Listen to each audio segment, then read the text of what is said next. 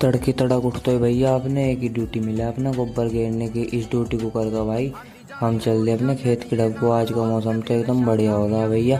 तो अपना घर आ गए फिर भाई अपना कट्टी अपना कुट्टी कट्टी भैया। कुट्टी काटने के बाद बारिश भी स्टार्ट हो गई थी।